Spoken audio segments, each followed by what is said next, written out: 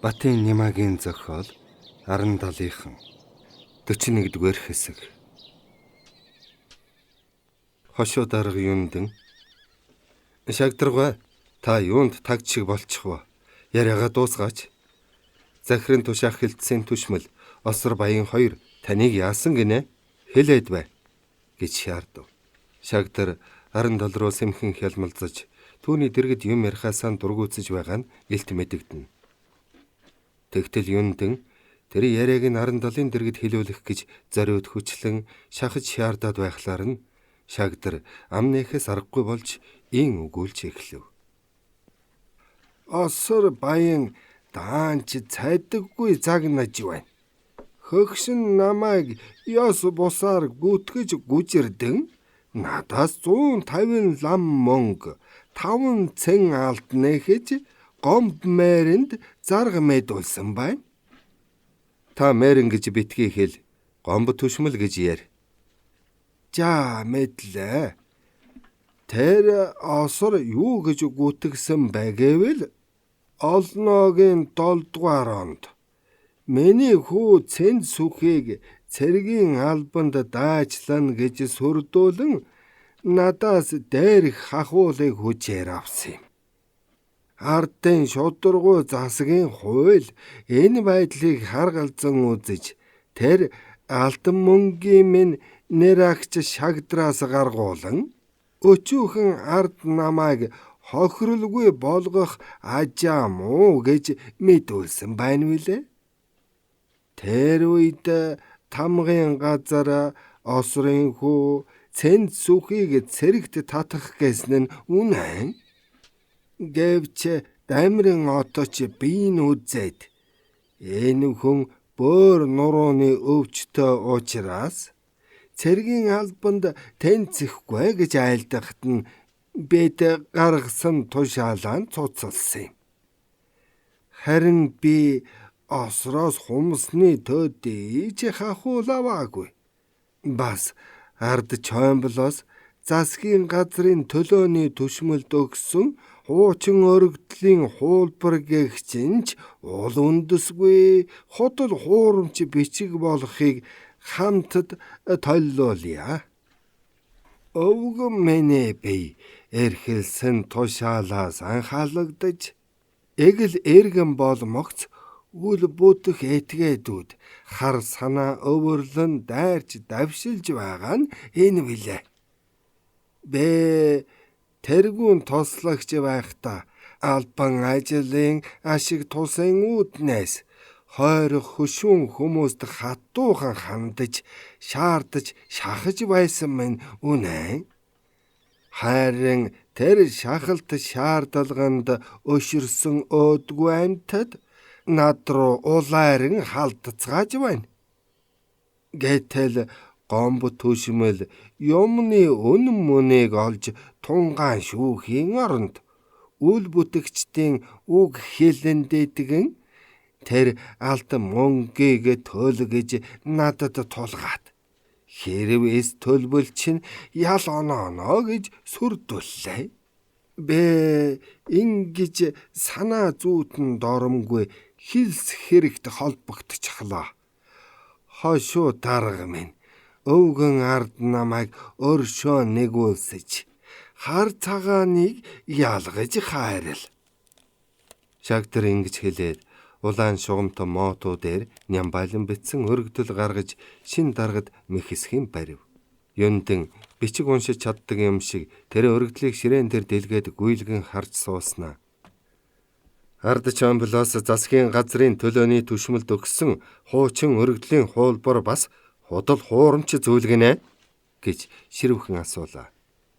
Тийм ээ, ердөөл санаанаасаа зохиосон ирээн цаас. Чоймбол цэрэг татагдсан. Дээд газарт зарга гомдол мэдүүлсэн. Нийслэл хүрээнээс түшмэл ирж уг хэргийг шалгаж байцаасан. Энэ бүхэн бас худал болж байна уу? Улаагч могоожил чоймбол зарга зайлхаа үүсгэж богдын засгийн хамаарсан ерөнхий сайд Цэцэн хан Наваан цэрэн Цэргийн яамны тэргүүн сайд далай ван гомбосүрэн нарт өргөдөл өгсөн нь үнэн. Харин тэр өргөдөлд бичсэн үг бүхэн нь худал байсан юм. Тэгээд юу боллоо? Нийслэл хүрээнээс сайд цэцэн хан сайд далай ван нарын бие төлөөлөгч ирж манай хошуу тамгын ажлыг шалган байцаагаад Чоймболын дэгдээсэн заргыг хүчингүй болгосон нь бас үнэн.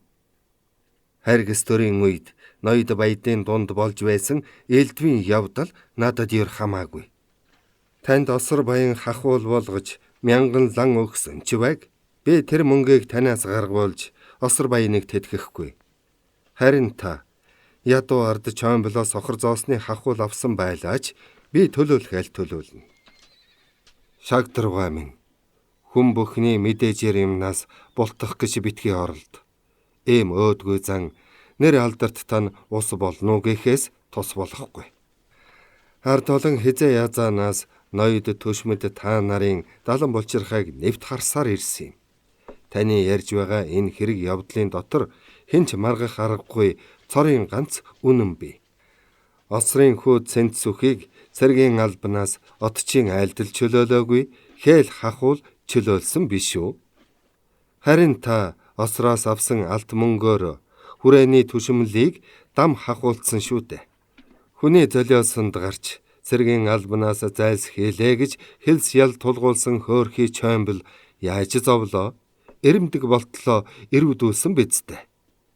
Түмний хараа гэдэг чинь чөтгөрийн нүднээс чадтай бурхны мэлмэ шиг хурц байдаг юм шүү. Бэ одоохон осор баяныг дуудуулна. Тэгэд энэ өргөнд захирах тушаах хэлтсийн гомб түшмлийг байлцуулан та бид дөрөв халуун нүрээрээ ярилцах болно. Энэ удаа миний хэлэх үг дууслаа. Бэ дараагийнхаа ажилд орох минь. Нэмгэн шар нүүрэн часуулайсан шагдар салганан босож өөдрөө алхтал арандал бүдүүн дуу гарган "Хой шагдраа. Нөгөө данзан гэгчтэй цуг цаазлуулсан баваасан чинь миний хүү биш. Өөр хүн байсан бэлээ шүү. Чэ хашир хүм мөртлөө усны хөөс шиг хөнгөн загнажээ. Амьдаа хоёр хүний хооронд нь хутгаж хольсноос болоод чи дэндүү эрт баярлжээ. Одоо миний баваасан хорвоогийн тоос хөдөлгөхөөр барахгүй. Яам тамгын газартаа урдын том түшмэл хэвээр аль сууж байгаа. Сүнсийг чинь атгсан янзаараа л явж байгаа" гэв. Арандалын амнаас сум могой гарч жихрүүн харвах мэт шагдар гинэт дальжгас хийгээд огол өсрөн гарч одлоо. Арандал хошуу дарагтаа хууч хөөрч нэлээд суугаад лувсан гомбинд очиж унтав. Мичид гутайх үеэр шөнийн намгүм агаарт гинтийн дуу шугаан дэгдэж унтаж байсан бүх амьтныг сэрээ. Харангад элдэх дун үлээг хүн хашгирах чимээгээр зочин сэрсэн нойрмог хүмүүс харанхуйд тэмтчин бие бие мөргөн гадаа гарвал сургуулийн тэндээс хүж улаан туяа орчныг гэрэлтүүлэн бараан тэнгэр өөдөс сүртдөл өтгөн харавтаа мушигрын хуйларч харагдлаа. Бертэн хөлтэй нас агсан арандал чирэг хөдрөл увсан гомбоос хэдэн алхам төрүүлж будчин бүдчингүй. Байшингийн ёроолд ассан гал хүчээ аван ирчилж ханын дээд хэсгийг аврах том араатны аимшигтай улаан хэлмэт долоож хөрсөн газар бүхнээ нүүрс болгож байлаа. Айхын их арайж, харамсахын ихээр харамссан тэнхмийн хүүхдүүд уйлан чарлан гүйлтэн.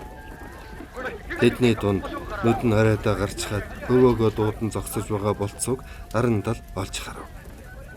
Хошууны төвийнхэн хүүгээрэн цугларсан боловч нарсан байшинд авалдсан галыг унтраах нь байтугай ойртчиж чадсангүй. Харин хан туурганы эсгийг нэвчтэл ус цагааны шүүс асгасны ачаар хажуугийн дөрвөн гэрийг арэгж хамгааллаа. Байшингийн таасны хөндлөвч мод дундуураа хуг шатаж гаслах мэт жахан дуугарсаар онов. Арандал юндэн хоёрын хар хөлсөөр бүдэж хошууны бяцхан төвийг өнгөж авахаа оруулан тэнхмийн хүүхдүүдэд эрдэм номын ордон болж эхэлсэн энэ шин сайхан байшинг гинтийн аюултгал хайргамгүй залгиж орхилоо.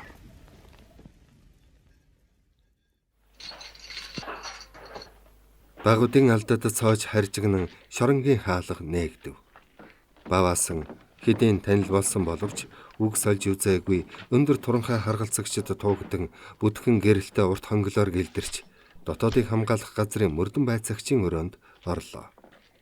Хэрэгтнээс өчиг авах болгондоо хавтаст бичгийнхэн олон хуудсыг гайхаж тасарсан мэт эргүүлж санаашрангуй гонигтай царайлан суудаг залуу байцаагч энэ удаа их л өөр байдалтай болцоход хөөрч догдулсан ч юм шиг давчивхан өрөөнд дотууран холхиж цаваа эрийн шинжтэй харагдав.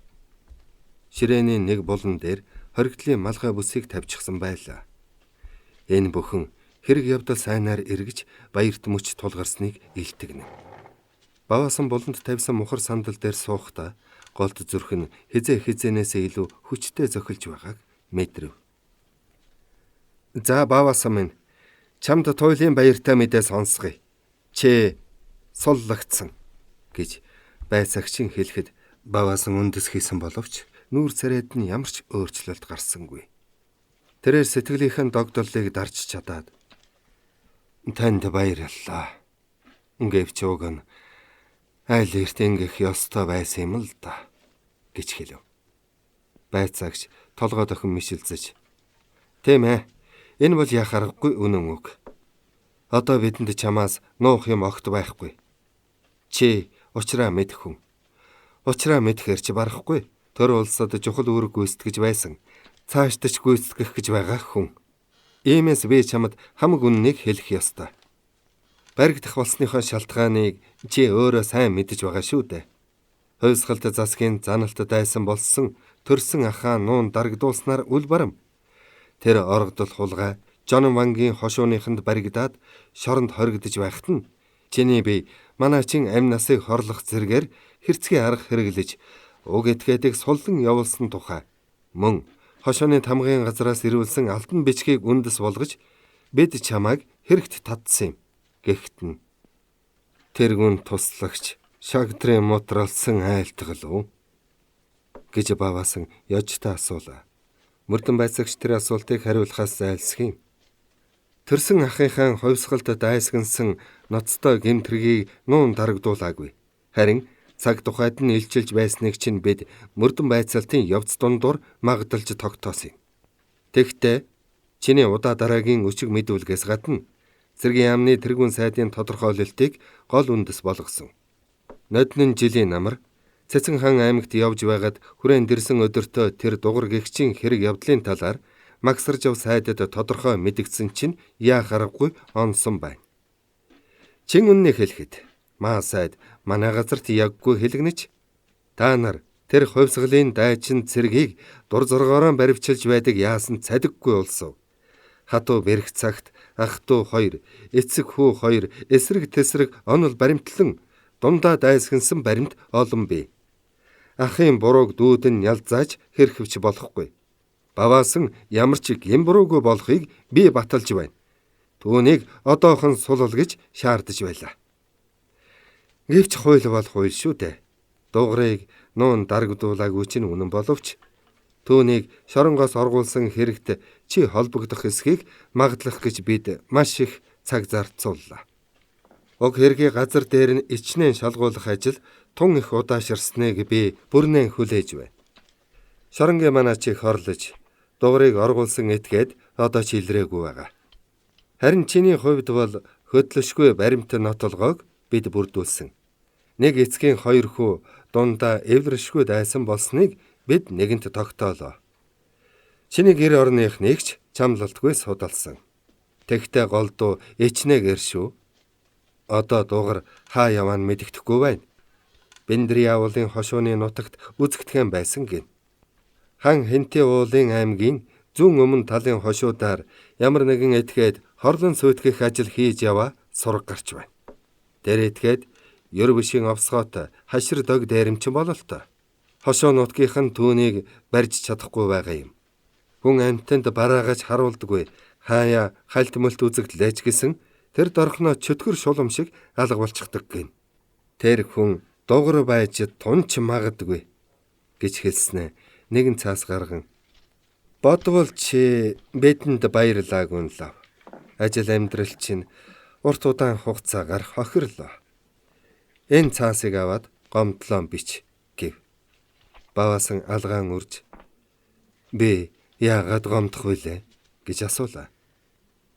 Том яамны хилцээний дэд даргын эрэхтэй тийм өндөр албанд байсан хүн ямар ч гэмгүй мөртлөө хэлс хэрэгтэй татагдж бүтэн жил илүү шоронд сууна гэдэг чи тийм ч таатай юм биш шүү дээ. Гомдолгүй гэж чи үнэн сэтгэлээсээ хэлж байна уу? Тийм ээ. Би бодож байгаагаа л хэлж байна. Үнэн дээр надад бас буруу юм биш үү? Хэрв дуугар миний төрсөн ах биш харь илэгтэй хүн байсан бол би түүнийг аль хэдийн тонлгох байлаа. Надад тийм боломж байсан юм. Гэвч тэгээгүй болохоор би буруутай. Бас хошуу тамгын газраас тийм ноцтой бичиг ирсэн болохоор та нар намайг баривчлах нь зүүн хэрэг. Миний эрхэлж байсан албан тушаал яах? Гэм бурууг зэрэг тушаалаар хаацаалж болдог биш. Жишээлж хэлбэл бодоо ерөнхий сайд Данзан Бүгцэргийн жанжин байсан шүү дээ.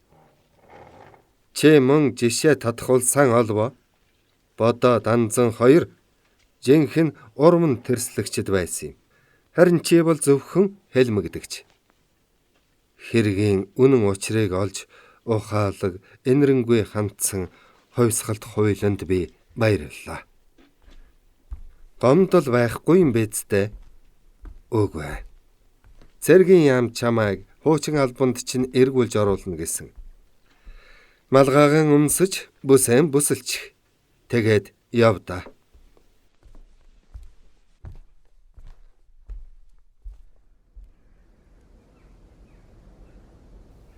Баваасан гадаа гарахад гойд амттай агаар зээжинд нь сэрүү татуулан сэнгэнэж нүд гялбам хурц гэрэл мэлтэсхийв.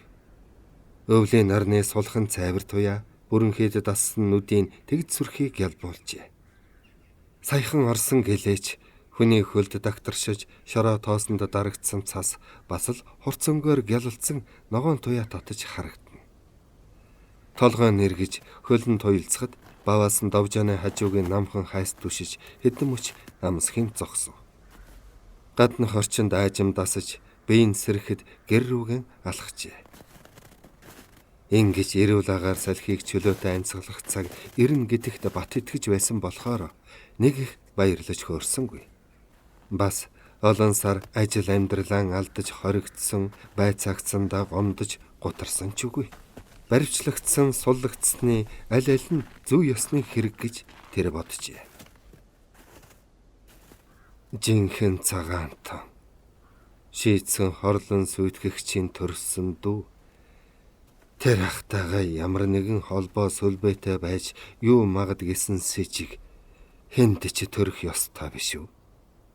Бас тэгээд хошуу тамгын газраас бичиг ирснийг хэлэх үү?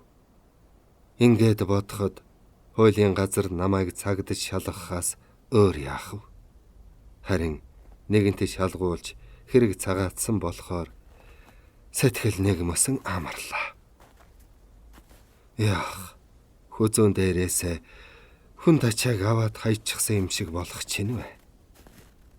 Баваасан ингэж бодох зураа эцгүй хоцорсон гэр орон минь ямар шүү янзтай байдаг бол.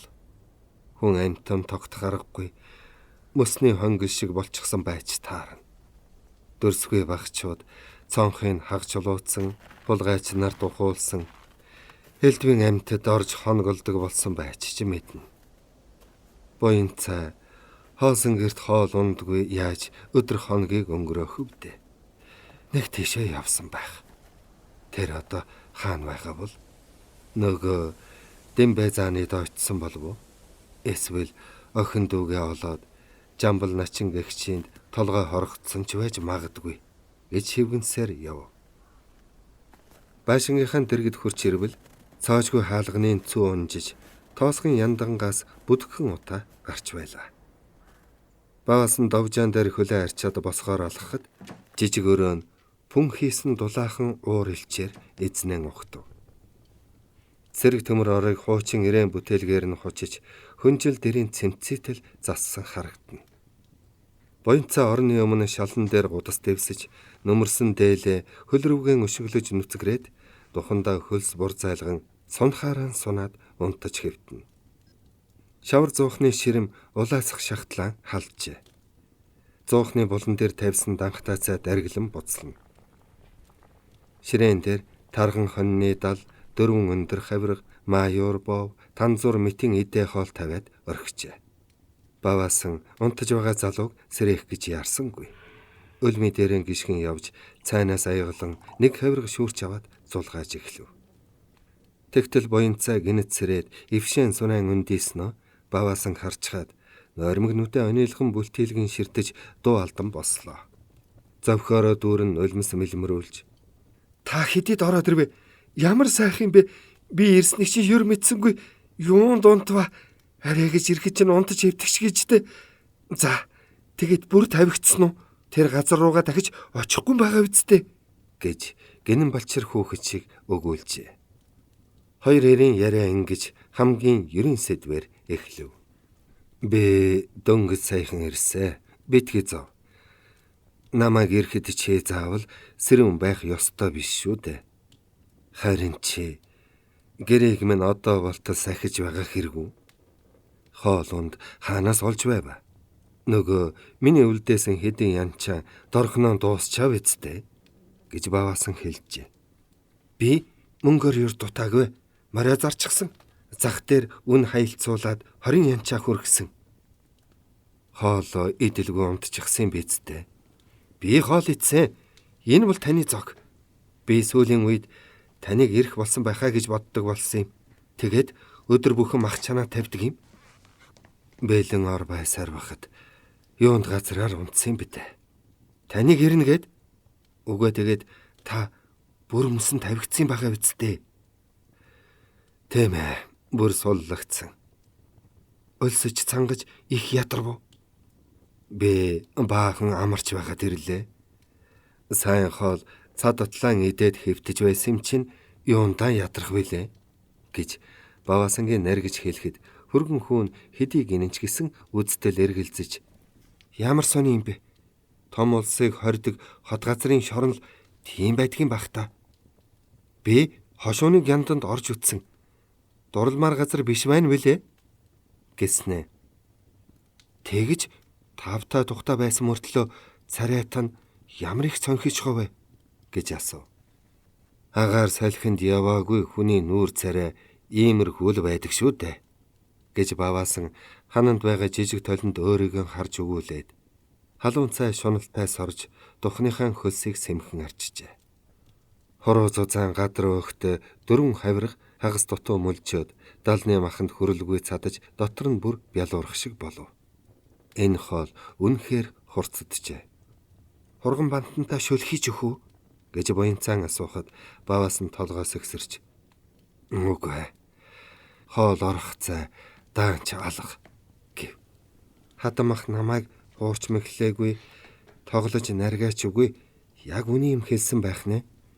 Нээрэл хамтлаа идэж ууж байгаад ирсэн хүн шивдэ гэж буянцаа бодлоо. Баваасан гар нүрэн угааж дотор хувцас солин орон дээрэн хажуулаад дүүгээ олж чадсан уу гэж асуулаа. Чадсан. Ачта буянтаа дэмбэ занал олж өгсөн дөө. Тэр жамбал начинч бас л ачта буянтаа хүн байна вүлээ. Явсан газар болгонд сайн хүн мөн ч олон байдгийн байна л та. Тийм учраас ч тоо томшгүй ядуу тэнүүлчид амьд явдаг бололтой.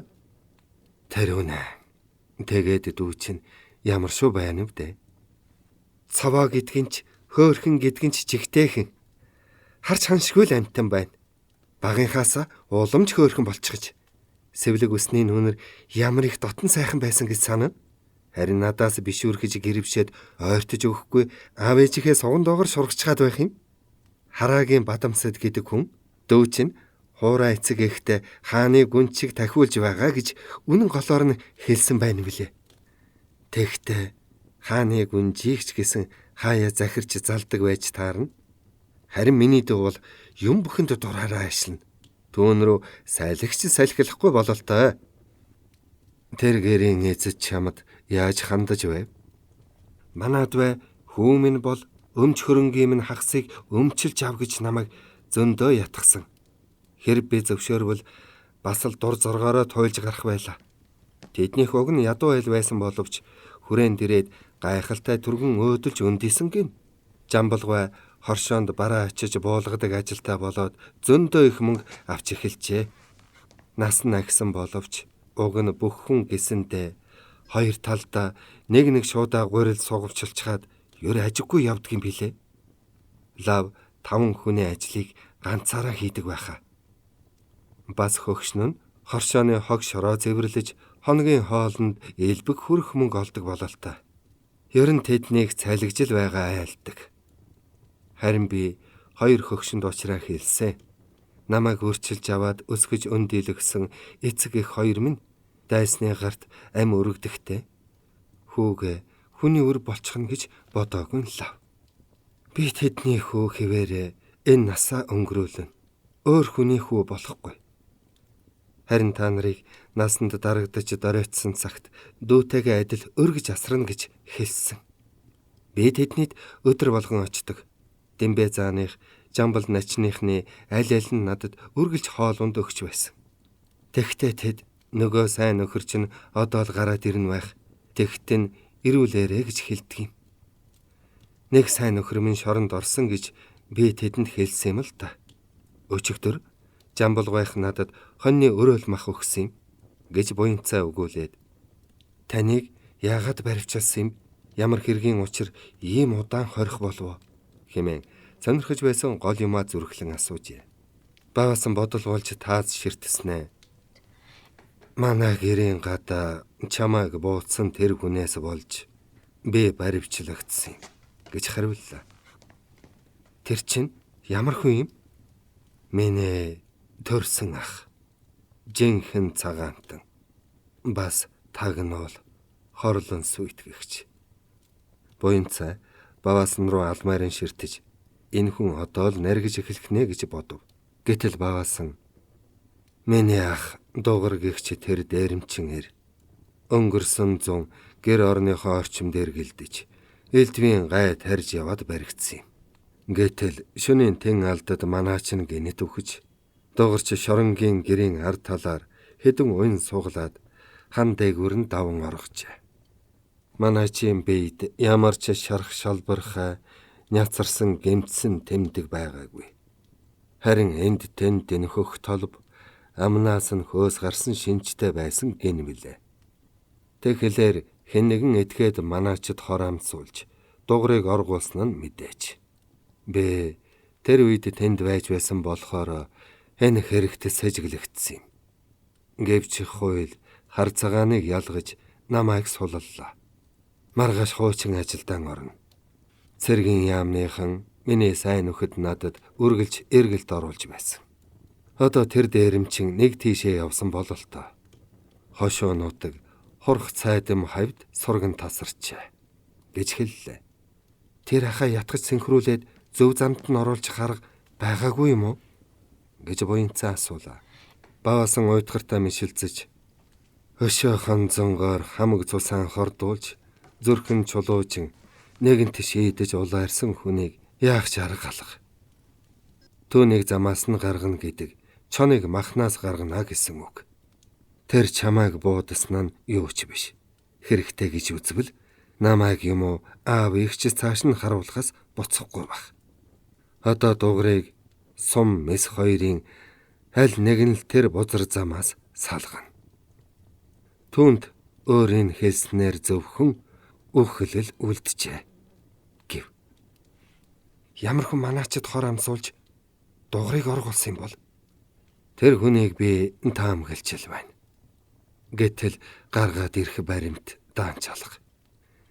Тийм учраас мөрдөн байцаагчид ам нээж чадсангүй. Жонон вангийн хошууны жасаа тамгыг гартаан атгаж байсан шагдар туслагч аавыг зусардаж тал засах зорилгоор дугрыг оргуулсан нь мэдээч. Бас дугартаас хөлбөө тогтооно гэж бодсон ч байж магадгүй.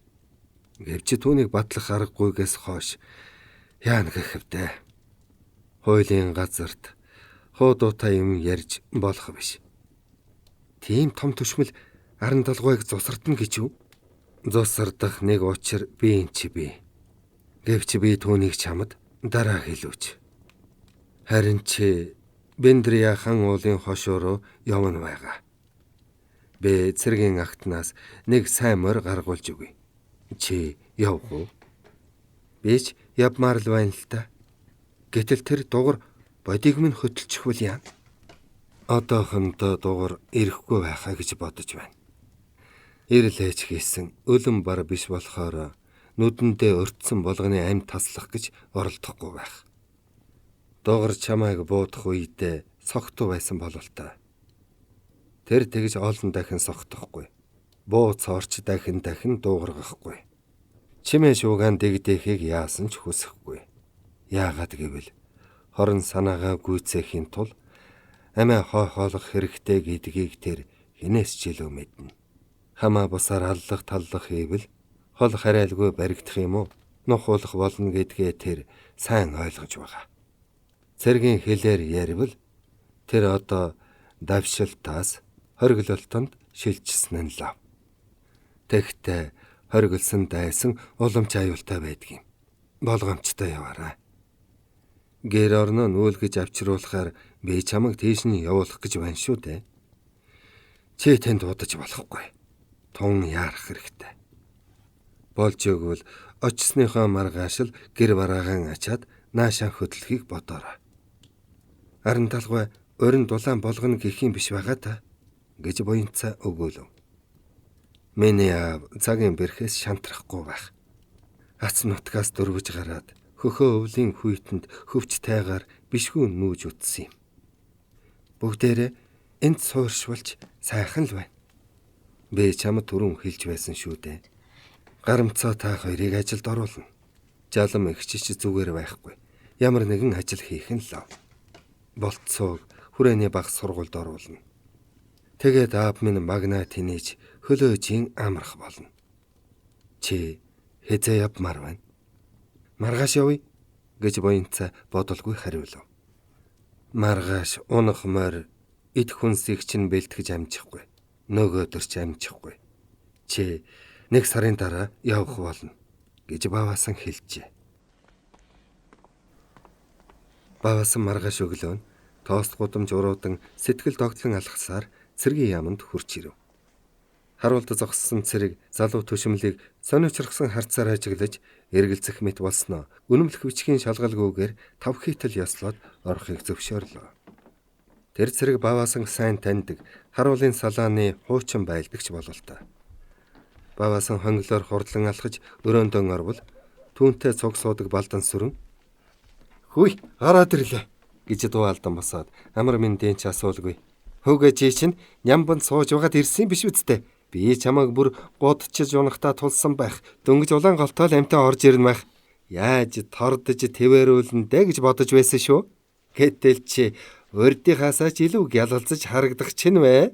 хэмээн их л хөгчүн хэлв. Балдан сүрэн энэ үгийг нөхрийн сэтгэл засахын төлөө хэлв үү? Эсвэл үннээсээ хэлв үү гэдгийг баваасан эс ойлгож хариу өгөлгүй ширээнийхээ ард суугаад дөнгөж саяхан цэнхэр бэх дүүртэл хийж дээр нь үзэг тавьсан шилэн сав руу ширтснэ. "Тэргүүн сайд би юу?" гэж асуулаа. "Маа сайд өрөөндөө байж байгаа. Ийшээ тийшээ явчихж мэднэ. Чи одоохон бараалгах хэрэгтэй. Чамайг хэргийн холбогдолгүй болоод бүр мөсөн суллагдлаа гэж бид өчигдөр сонссон. Цөмөөрөө л баярлцгаасан. Би бэхий чин савыг угааж шин бэх хийсэн. Ширээний чин шургуулганд цаас бэлдээ тавьчихсан" гэж балдан сүрэн өгөөлөв. Ядарсан догдолсон хоёроос болоод баваасангийн бие чичирч сайдтай хурдхан уулзахын төс болов. Тэргүүн сайдад бараалгасны дараа л сэтгэл нь амарч биеийн тавигдах бололтой. Баваасан өрөөнөөс гарч яваад дундаа бүсээн засаж үсээ илсээр самбартай хүрэн хаалга чиглэн алхав. Сайдын өрөөнд ороод үүдэнд номхон зогсов. "Миний бие хэргийн холбогдолгүй болсон. Жагсаалдан эргэж орохыг хүсэж байна" гэж хэлтгэв. Урт цагаан гаансандаа тамхи нэрт суусан магсаржав тэргүүнэн өргөж баваасан түр ажиглаад Наашаа суу гэж улаан цэмбэр бүтээсэн том ширээний өмнөх төслөгтэй сандал руу зааснаа амар мэндийн мэдхийн оронд "Эх ядарвуу" гэж намхан асуулаа. Баг зэрэг ядарсан. Хилс хэрэгтэс сэрдэгдэн удаан хоригдож дэнд их хохирлоо гэж баасан хэлв. Тэрээр өчигдөр мөрдөн байцаагчид хэлснээсээ тис өөрөнгөөр чухамда яг сансан бодсноо нийн үгүй өгөөсөн нь энэ ажээ. Магсарчив хоолоогоо заасан. Ядрах юу ч биш. Хувьсгалт хуйлд чамайг буудаж хороосон ч гайхах газаргүй байсан гэж огцом хэлжээ. Энэ үгэнд цочиж балмагцсан залуу ир өөрийн ирэхгүй овгос гээд "Сайда, би ямар ч юмгүй байсан шүү дээ. Миний ах л хувьсгалд тэрсэлсэн болохоос" гэж түгтчин өчтөл Магсарчив үгийн таслан. "Засаг төрийн дайсантай тэмцэхийн оронд бараг бүтэн зунжинга тоонот гэрт толгой холбож тогоотой шөлөнд хошуу холбож байсан чинь гэмт хэрэг биш гэж үү? Тэр дуугарын хорч явдлыг таслан зогсоож чадах байсан мөртлөө өөдтэй хориг тавиагүй чинь үнэн шүү дээ. Шууд хэлэхэд чи түүнтэй эвлэрч байна. Ах дүүгийн ёсыг алба төрийн хэрэгээс илүүд бодсны чалгаа. Чи хожим дуугарыг аргагүй эрхэнд баривчилж гянданд хаасан боловч тэр хоригдол оргичсан байх юм. Сонор сэрэмжэн алдаж цалгар назгайн дэнтсэн хошуу тамгын түшмдэд хатуу чанд заавар тушаалагч шоронг бат бэх болгох үүрэгтэй биш үү чи? Хэрв энэ үүргээ биелүүлсэн бол чин дуугар тэндээс мултарч чадахгүй байсан. Манай ч өвгнээ амнаас ч хохирохгүй байсан. Одоо тэр этгээд ямар ч хор хөнөөл хөргөж болзошгүй гэж хэлээд дуугүй болж сүрлэг тогтун харцаар ширтэв. Маасайд авилаас хамгаалах газрынхантай ярихдаа баваасан өмгөөлж байсан мөртлөө улаан нүүрэн дээр нь ингэж хатуу ялаллаа. Сайд дахин юм хэлэх болов амнаас нарай уян зөөлөн үг гарахгүй юм болов гэж баваасан гордон хүлээжээ. Өөрөө учирлаж ярмаар санагдсан боловч хоолойн тагжраад ам нээж эс чадав. Гэтэл Магсарчив дүнсийн суусаар байлаа. Баваасан арга нь барагдаад уруу царайлсаар босож өөдрөө гуйвган алхтал Маасайдын огцом дуу сонсогдлоо. Баваасан зог тусан эргэж харав. "Чи хүлээж бай. Би чамтай цуг цэргийн 2 дугаар хороонд очив. Тэнд хурал хийлгэн" гэд сайд хэлээд "Бид чи чанаар явахгүй. Морд бэлтгүүл" гэж нарийн бичгийн даргадаа тушаажээ. 41-р хэсэг төгсөв.